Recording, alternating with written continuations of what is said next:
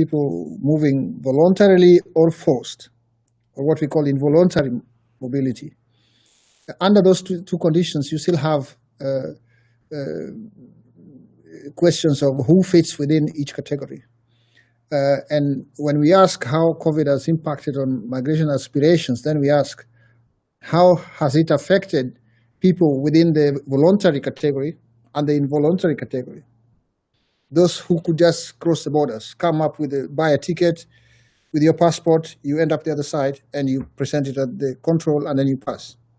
And there are people who still have to apply for visas and so on. So there are people whose mobility was very much conditioned on the basis of rules that needs to be met or restrictions put by different countries. That relates to whether their status or certain consideration, like who comes into the EU or the Netherlands or goes from one country to the next. And that relates to cross-border mobility, for example, beyond the national borders. So I would like us to look at the different types of mobility and which people fall into those categories, and then how COVID has affected them. And we can relate that to our own experience here. I might be focused on Africa, but I'll try to look at the broader theme of migration as we experienced it here also. Okay? Yeah, so that brings me to the discussion of the nexus between human mobility and health. I hope you've noticed that I switched the terminology now from migration to human mobility. That's what I'm asking. I'm making a plea for us to do. Otherwise, migration becomes a very emotional subject. For reasons that people forget, actually, its fundamentals. What I said first, that we as human creation, mobility is just part. Our limbs are moving. Everything about us is about movement. If we don't move, we get sick. So there's nothing wrong with mobility. It's human mobility. So there should be nothing illegal about you stretching your limbs, going jogging, going walking, climbing mountains, rowing or swimming. You might swim 20 meters or 100 meters. You can walk short distance, run long distances, some specific locations, or go much further by bike or by car or bus, fly. You get my point. And but sometimes we start to say, oh, but this is illegal migration. What then happens to this idea that only some people can move and others not? But if you look at that discussion, there's a category of people that can just move. Doesn't matter. They don't even need a visa to go anywhere. Or they get it very easily upon arrival. Some passports are allowed, others not. And that is, for me, the reason why I try to ask that let's get back to the fundamentals of our being as human beings to discuss migration. Then there will be limited and minimal emotional things attached to it, because you see the universality of that. A Dutch person who might not travel across the borders is the same as someone who is also in Africa, those who are left behind or those who are stationary there. But the question is, how does it become so emotional when you talk about migration? So I'm asking that we try to use the concept or the word mobility, human mobility, to start to ground us into the fundamentals. And I think that can bring us to confront some debates here which are sometimes not very sensitive enough to what happens to people elsewhere, even here. Why? Because there are two things. Those who study migration or global dynamics, several things are moving through globalization. One is money, finances. Two are materials, goods, raw materials, processed products, and so on. And the third one is people. So these three aspects are moving, but which ones move faster, allowed to move, and so on, and under what conditions? The other ones flow very easily, especially money, can be sent, received, and so on. They try to remove restrictions except for money laundering and stuff like that. Material goods, that is the standard thing now. Through globalization, For example, here in the Netherlands, we don't grow most of the things. We don't produce most of the things. Production has been put somewhere else. So that means we rely on our everyday existence depends on what is produced elsewhere. It has to be supplied at night by plane, ships, and trucks driving on the highways. Few things are produced in the Netherlands, not like before. So that means mobility of products is part and parcel of our existence now, and much more than before, when we used to produce things here. If you change any dynamic about movement of goods, then there'll be a serious crisis. Even during Corona, you've noticed that the only thing that could move, planes were moving, but only because of goods. That's the only thing that was in the air or passing through the ships. Nothing stopped around that. And then we come to the human part, which becomes problematic. And that has to do with the bigger question. I can see you told me about your background. Those who have studied political science or international relations, the formation of nation states is very central to understand how we look at things like mobility of people, even goods. Because in the past, it is about how we meet the needs of our society.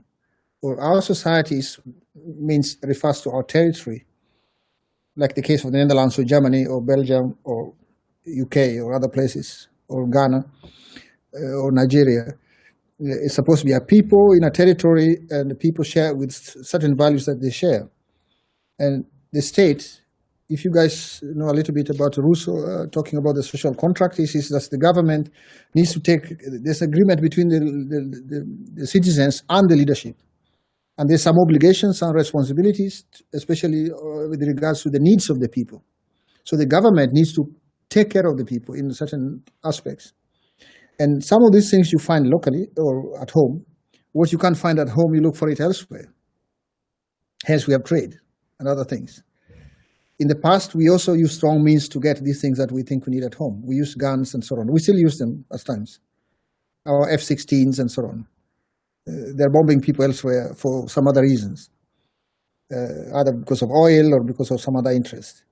In some cases, we argue as if they're about our security, but that's another discussion also, which we can turn around when we ask, actually, what do we mean by our security in terms of people elsewhere? So the role of the state is very important here. It's embedded in a context, in a territory, and that's why those who belong to that territory receive a certain kind of treatment. The right to belong. And only those who belong can move in or move out. And that has shaped how we deal with migration. So for many of you, I don't know if you're aware, is there anyone who knew when a Dutch person needed a visa to go to Belgium? Or you've heard from your parents? Please put it in the chat if you do. Yeah? Hello? I have personally not heard about it, and I don't see anyone putting anything in the chat, so I don't think so. Yeah, so if you check with your parents, for example, you'll find that going to Belgium alone, if you're a Dutch person, you needed a visa to just cross the border here. Well, Antwerp and Limburg is part of Netherlands, is the same people, but you needed a visa to just cross over. So that's not anymore. Why? Because of some arrangements.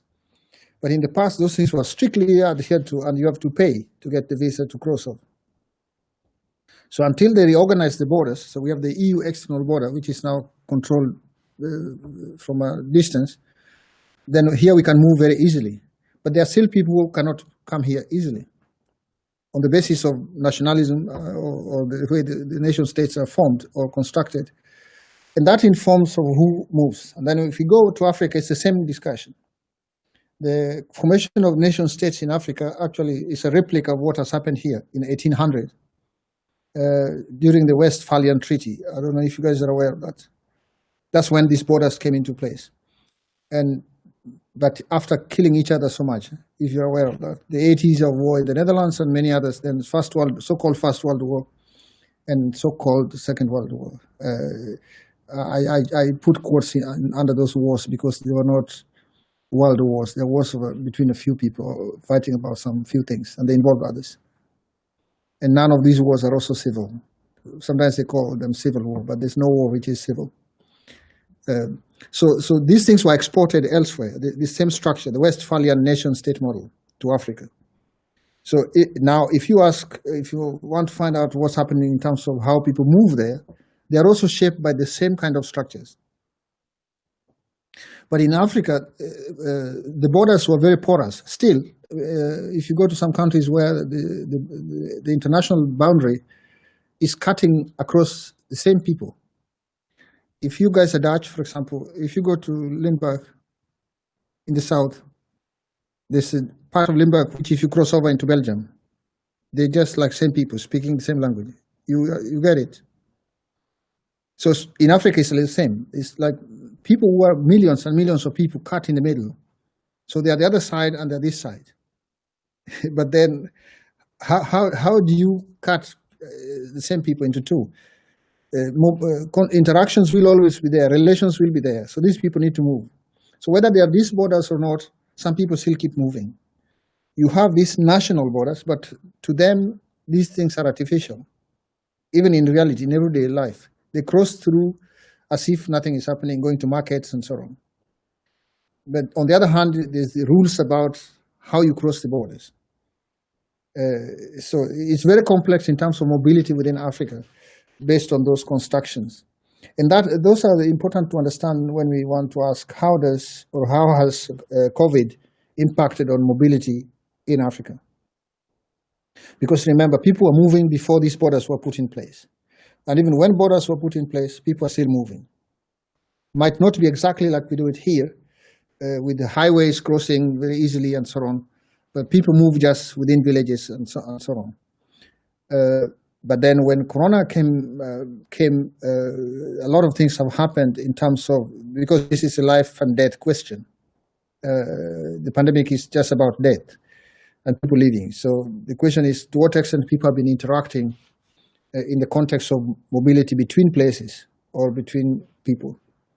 So you can understand it from the point of view of connectedness. That's what I talk about, mobility and spatial connectedness.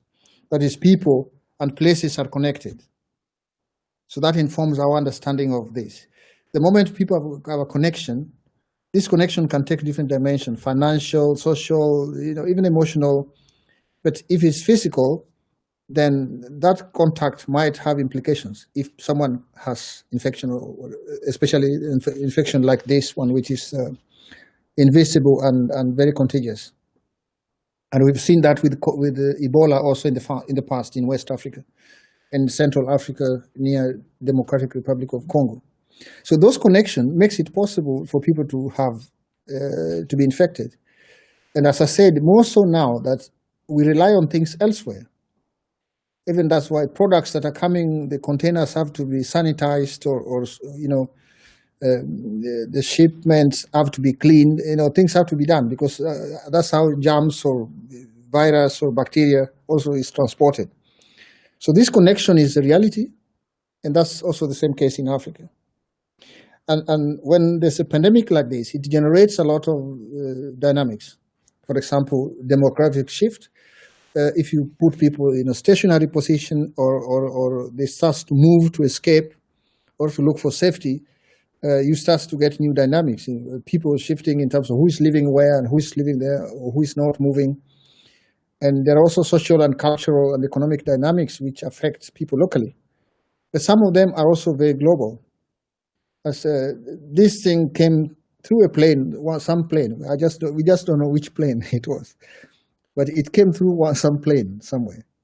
It flew from one location to another, and then, it carried someone, and then on transit or landed in a place, and that's how it spread from wherever it started.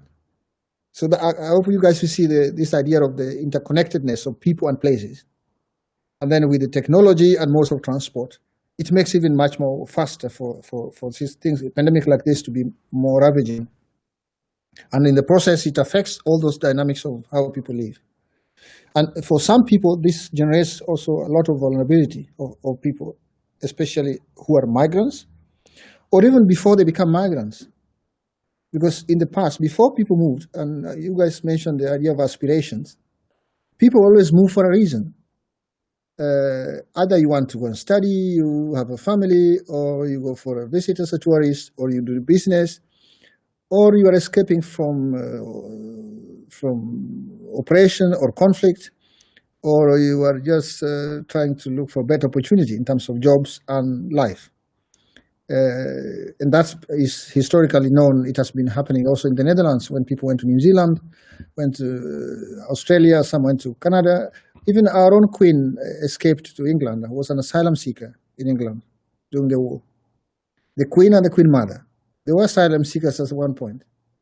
Yeah? And no one called them illegal. But sometimes we have a problem with the migrants here. We don't ask, why are they coming? People are escaping from something, or they are looking for something. If you can't find something, better opportunities, or if people have aspirations in life. So if you can't find it in a place, you look for it elsewhere. Even, I'm very sure you guys as students here are not coming from The Hague or Leiden. All. You must be coming from different parts of the Netherlands or Europe. Why? You are looking for something somewhere else. Probably you end up staying there. Are you illegal? You can tell me that. If just by moving from your place of birth and basic schooling environment to where you are now is problematic. And why would someone find that problematic? Saying, oh no, this is only for Leiden people or Amsterdam people, Rotterdam people. People have moved here to look for, start with studies and then jobs and so on. It doesn't matter where they come from in the country. So aspirations are related to this kind of things. So if you have things you want to achieve in life, you look. If you don't find it in your immediate environment, you look for it elsewhere. Same with but you can also be pushed to leave if your life is threatened. So in the context of Africa, migration was already being pushed by other factors, both aspiration but also forced in terms of conflict, displacement, by natural disaster, and many other things. So COVID adds to that kind of complexity, where it's not just about, you can escape and stay somewhere for a while, because it's about an infection. So if you run away from it, wherever you're going, you might also come across it. So that has also added a lot of vulnerability to people there.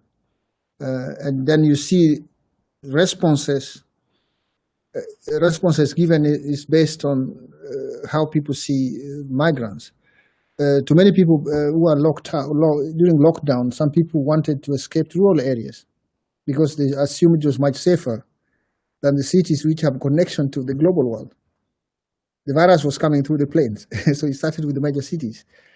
So the moment, I'll give you an example in Kenya and a few other places where when the lockdown was lifted, there was fear that the infections are going to go to rural areas because people are going to their families. But you pick it from the city and you bring it to the family. So the first cases that traveled from abroad were traced and quarantined in some places in the city, so as not to reach people in the village or their families. The fear was that the health system could have been not strong enough to handle this because of existing conditions of vulnerability. But then the question also with migrants, if it happens to people moving, to what extent do you have access to healthcare? First the system, and then do you have access if you fall sick? Are you allowed to get treatment? Even if you're a student here or people traveling, you might, unless you have health insurance, it might be difficult to access healthcare here. So the same questions face people there. The other area of impact was also about the politics, power, and governance issues linked to migration and health. Politics, I call you guys students of politics, if you don't mind. And that's different from being a politician. I hope you make the distinction. So you are students of politics. So I always say politics comes first.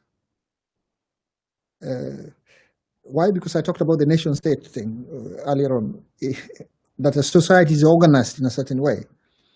And how that society is organized is supposed to address all the needs, challenges, and also generate opportunities.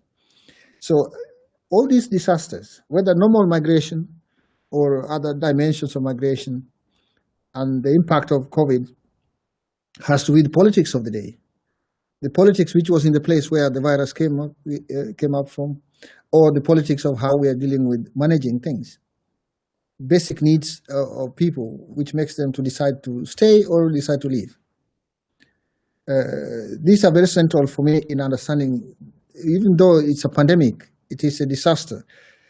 We can discuss whether it's man-made or it's natural, but there's a human action behind it, which could either prevent it or could minimize its impact.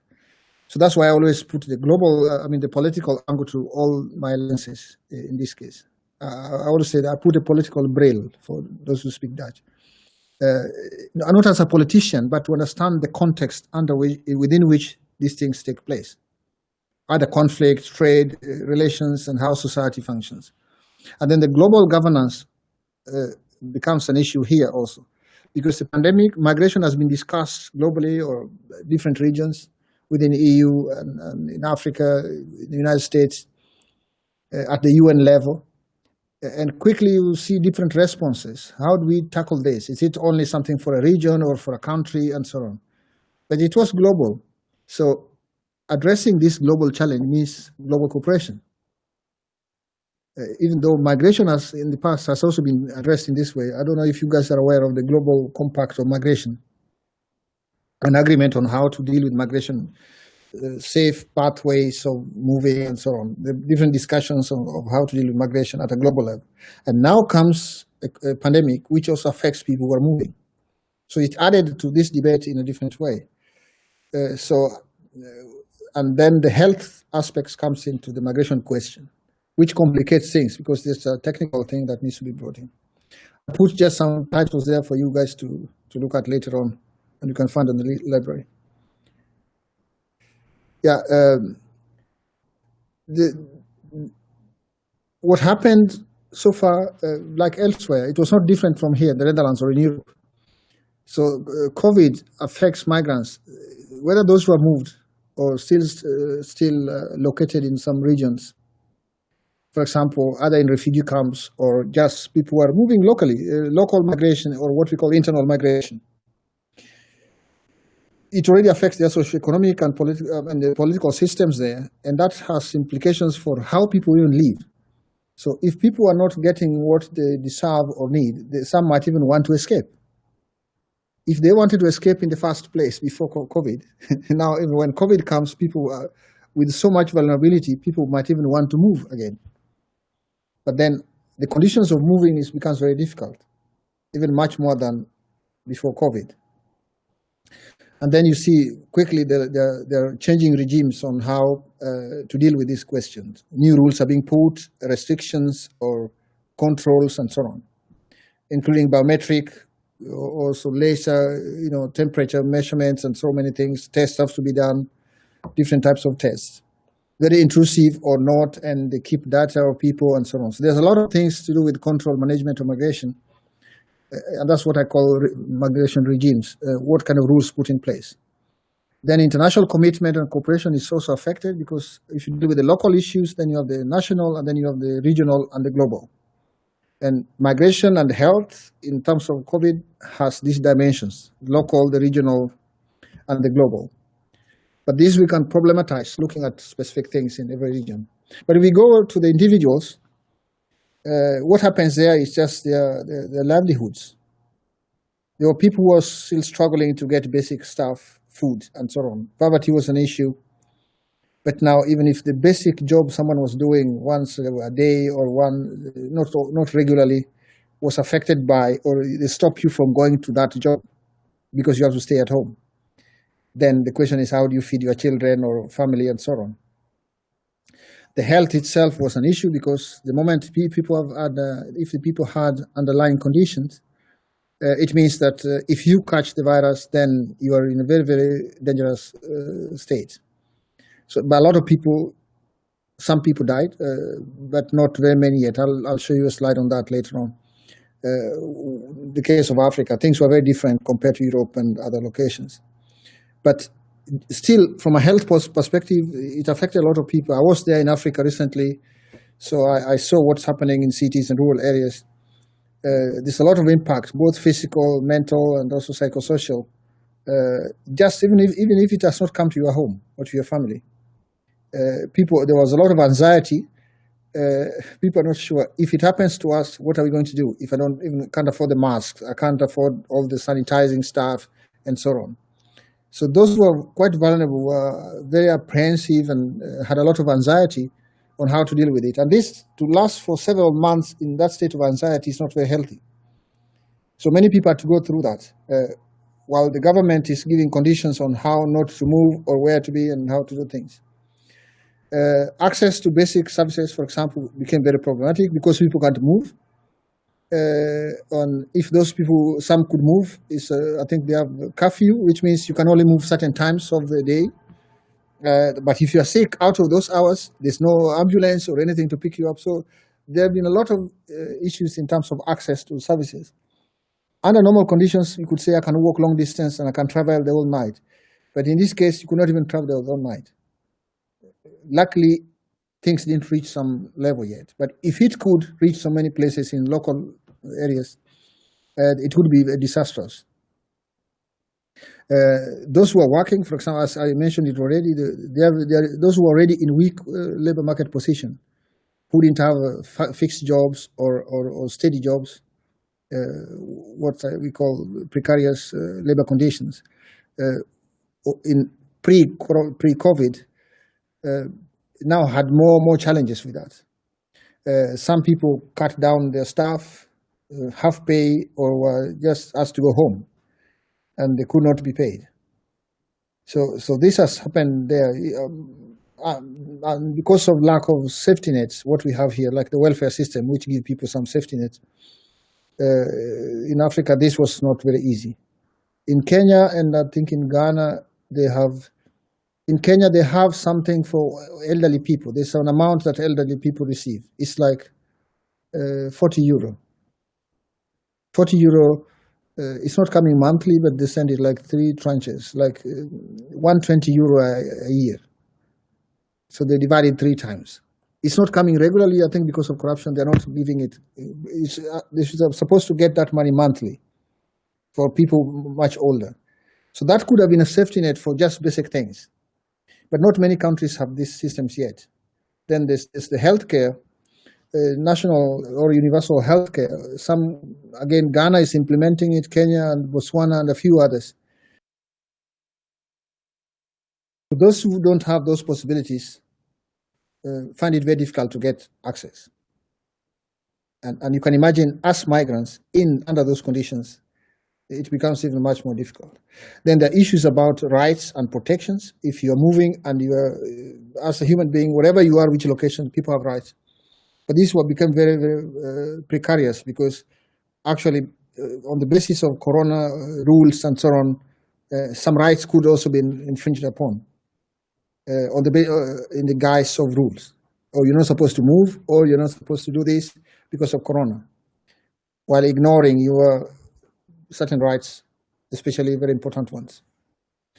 Individual mobility, for example, those who are moving in journeys also had a lot of impact, because then how do you cross over? People used to say, I'm going to another country and maybe across the borders or traveling by bus first or by train.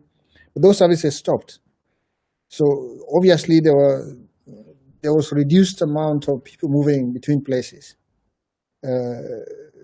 because vehicles could not move and so on. The other area affected was in misinformation. Under these conditions, migrants rely a lot on information on the journey, where they're going, destination countries or where places of transit, how to survive. But in the absence of information, or where there's misinformation or disinformation, then it even gets very complicated, because people start to rely on rumors flying around about either the pandemic itself or what is happening elsewhere. But also majority of people can now watch things online with the mobile phones, G4 mobile phones. People can access a lot of information already in Africa. So they might not be completely aware, but they read a lot of stuff. But the question is, what are they reading? What information are they reading? So that also becomes very delicate at the moment in terms of information that migrants have. Then the remittances which people rely on to support their mobility, sometimes support families, has dwindled.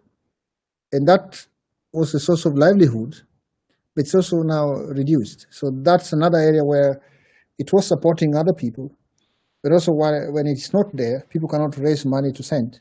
Then there are more probably motivations to also go and search for possibilities because you can't make it at home. So it's two ways at the moment. Yeah. We go to the fourth one. Yes, and I just wanted to give you a quick snapshot of some basic facts linked to migration there. We are talking about a population of 1 billion people, so it's quite a big population. The age is quite young. 39%, you can see even up to 14 are 39%, 40%. So the big, almost like above 60% of people there are young. That should not, in other discussions here in Europe, someone is worried about that. But there should be no worry if people start to address the fundamental human questions I started to talk about earlier. The growth is high, but not very high at the moment. Unemployment is a question there, it's quite high. Unemployment among youth is also quite high. Universities are producing people a lot, but job opportunities are less. So that means people might want to look for opportunities elsewhere.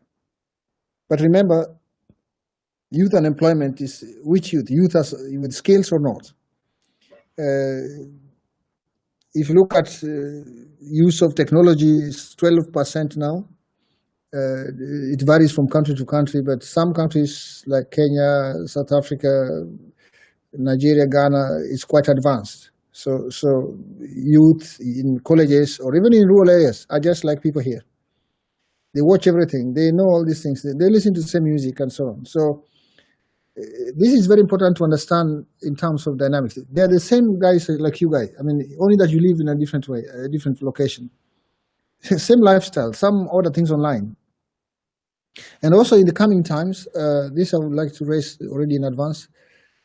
Because of digital technology, actually the issue of migration, physical migration is going to change, especially for this younger group who are skilled and know what to do because of telemigration, working through phone or behind the computer, like what we're doing now. In the coming times, some jobs are going to be outsourced just online like this. So you won't need someone to travel here, or they won't want to. As long as you get that opportunity, they can do it from where they are, if they have the skill. So that's all going to change, bring new dynamics in terms of migration. So think of this younger population and so on. And even in Europe, if they might need skilled labor or semi-skilled labor for some sectors, it might be a problem if people say, no, I'm not going. So Europe will have to address its own demographic shift in a different way. But the politics here is still very emotional about it without getting facts right. But you guys, if you get these facts right, I think it will help. And if some of you join politics also to change things in The Hague or in your capitals, because then you can start to deal with the connection between here and there in a different way, where you are not threatened by what happens there, but you can say, how can we plug into those developments in order to just do what we're doing here? And the guys, they are also interested in what you're doing. I have students going there, for example, who stay at my home sometimes. And then when they come back to Amsterdam or other places, and some don't want to go back, or others just say, this is just interesting. They don't fear anymore because they've experienced it.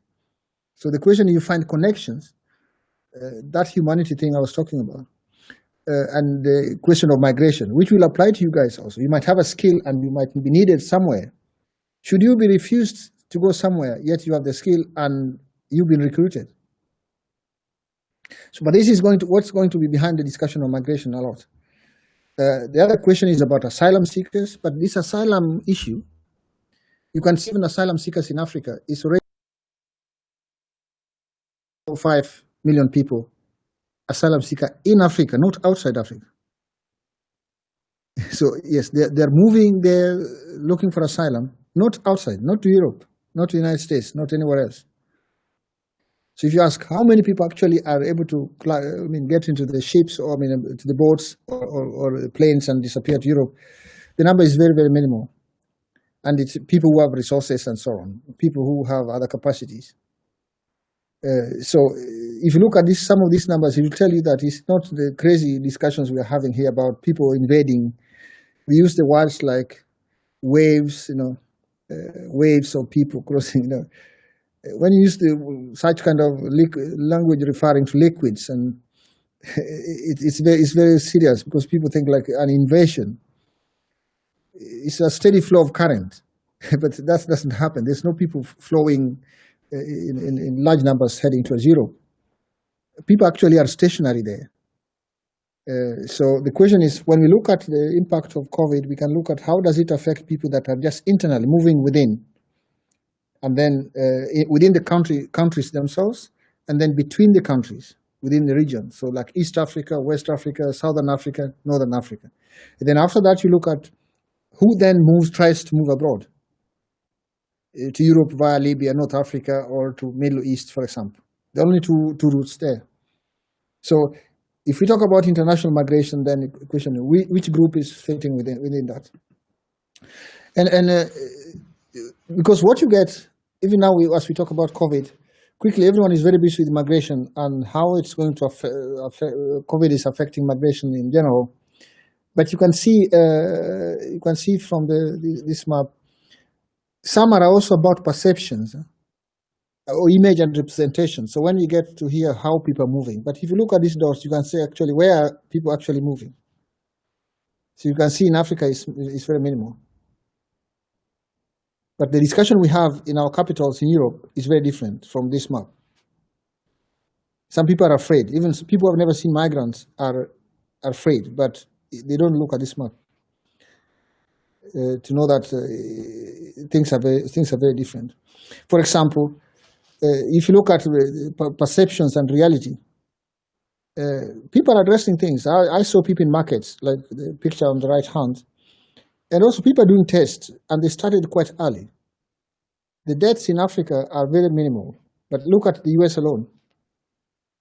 If you look at the table here, the graph here, you can see the graph of Africa. That is the COVID cases in Africa compared to all other continents. Why? What's behind that? But I'll show you another slide where people already said we have to be worried, and they predicted numbers that it will be so great there.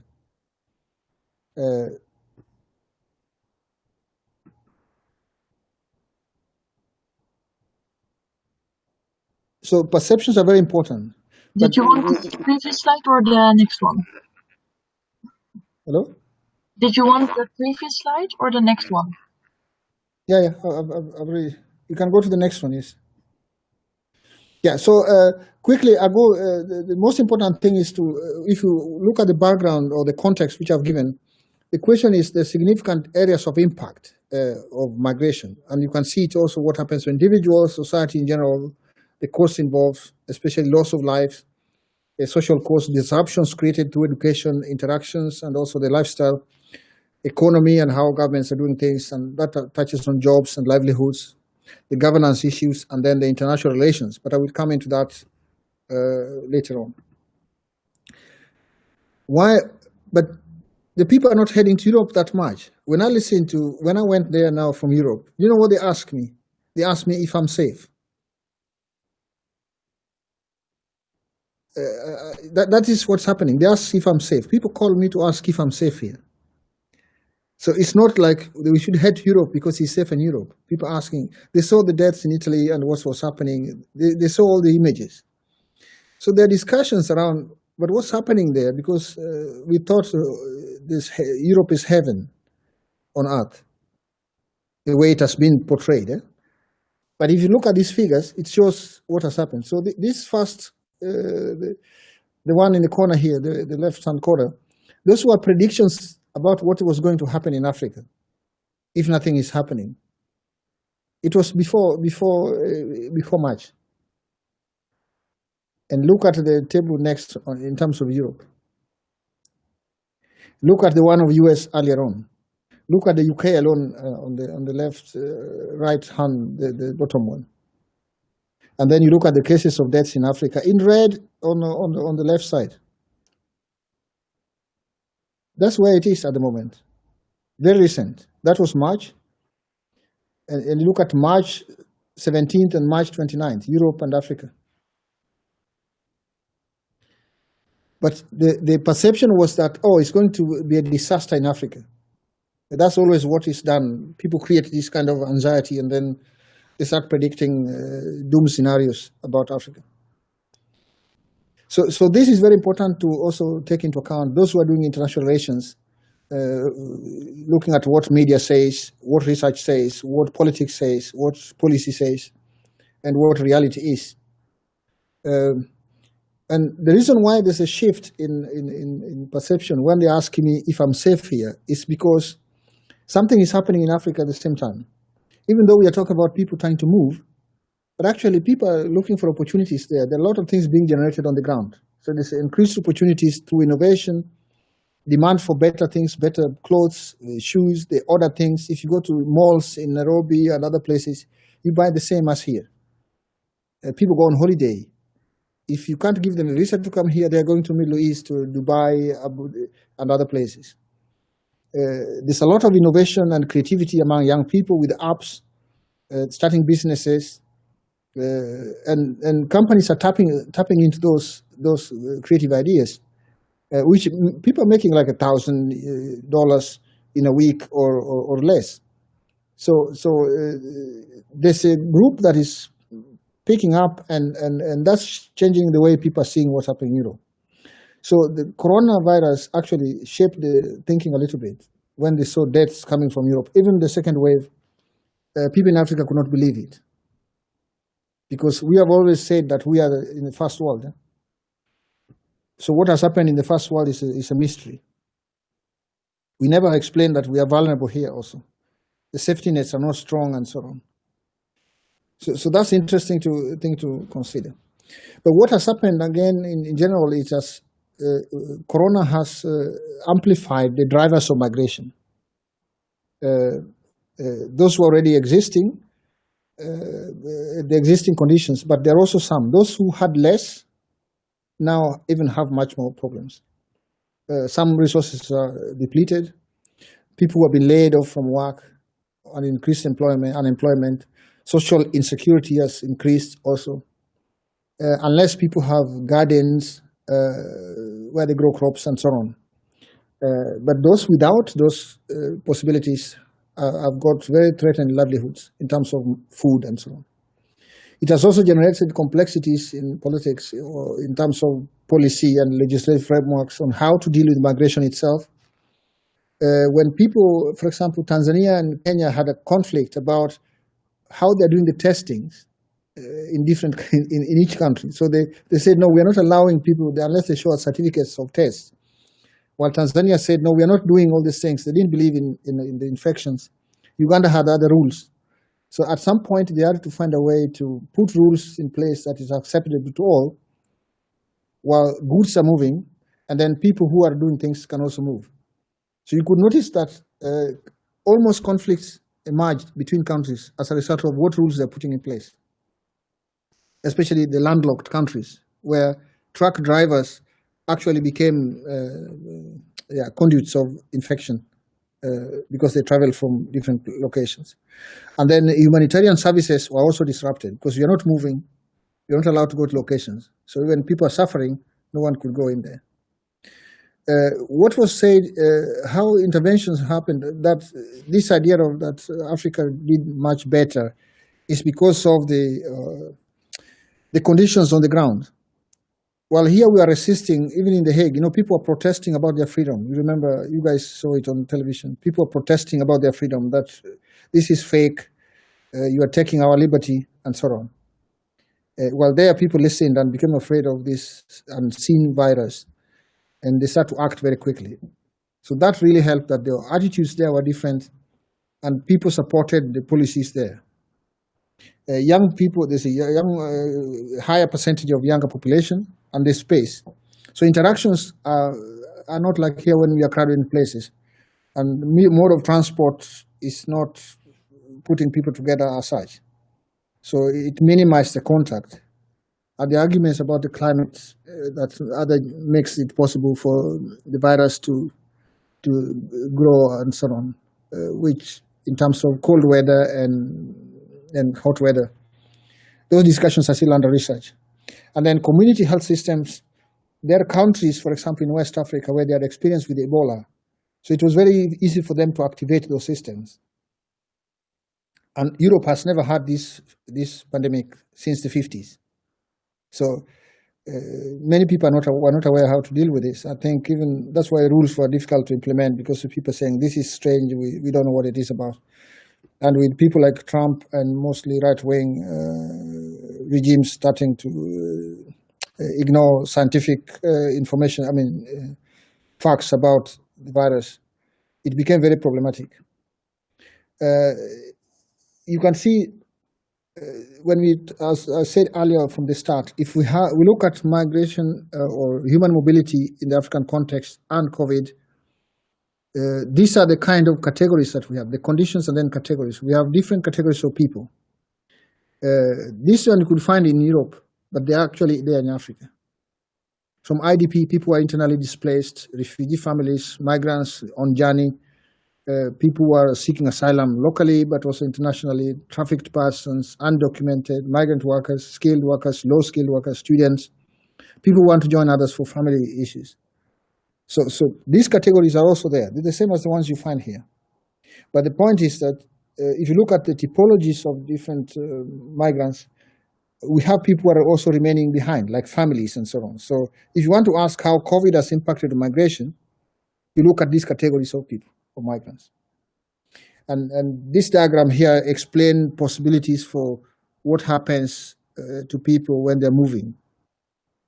Whether people are returning, short-term, long-term, because these categories of migrants are caught in between different stages of their movement. Some were planning to move, others who already moved up to some extent, others find it now difficult where they've moved and they want to go back and you cannot go back. So this idea of return is not just a normal return of I went to do some jobs in a place and now I want to go back home. Now the conditions of where you wanted to go has changed. There are no jobs and possibilities are not there anymore. So that becomes very problematic for some people, and they're looking for how to address that. And another area, for example, which is very important, is like settlements where people are. There are a lot of refugees within Africa itself, caught up in northern Kenya, in Ethiopia, in Sudan, in Uganda, northern Uganda. Those places are hosting a lot of refugees. Those people are now caught in between. They didn't have enough services, but now they're in the middle of it. They can't move. So, but also if people move, there are high risk of infections linked to travel and how they're living, problems with access to health. And this has to do with things like screening, testing, contact tracing, and so on. Information, again, it becomes problem not because it's not there, but they might not be able to speak the language of where they are staying. So they rely on agencies to translate for them, but they cannot be with you everywhere in your house or in your tent or in the camp. So you have to rely on secondary information in order to find how to survive. Cultural barriers in terms of rules becomes problematic, access to food. And the other issue I wanted to say, in terms of international migration, not much has changed, okay? The old drivers of migration, for example, aspirations, motivations, and capabilities remain the same. The question to ask now is how are they encountering these new challenges and coping with it? Especially in terms of increased restriction, cost of migration, stigmatization, limited access to support, and isolation, because some people cannot communicate. And lastly, I would want to ask us to rethink migration and health, especially from here and there. I like this metaphor or dialectic analysis that when we discuss these things, you cannot just discuss Africa alone, but you can also look at here because they are connected. These people are moving from one location to another. So if you discuss one, you can't leave out the other one. So the challenges, for example, we can rethink them in terms of restrictions or regulations, how that plays out in terms of migration. And then xenophobic reactions, which is very personal. On the other hand, we can look at opportunities. And you guys as researchers, my advocacy would be you adopt many lenses to look at some of these phenomena. As political science students, try to turn an object round and round and round in a dialectic way, because things are so complex that we cannot use only one lens to look at them. Even in your own analysis, in your own papers, try to do that. If you write your papers in that way, things will be much different. If we take that kind of approach, we can look at the values and approaches we have for look at migration, but also we leverage on the connectedness. Actually, if we rethink how we are connected, then we can design things differently, because we value both. But if I don't value you, for example, I cannot design anything that factor what matters to you. That's why migration becomes a problem. We don't factor in what matters to the other side. We think it's not important for us.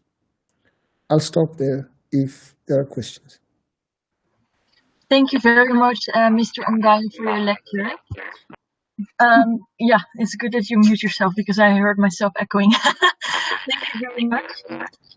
The sound is not coming well. Also, not if you mute yourself.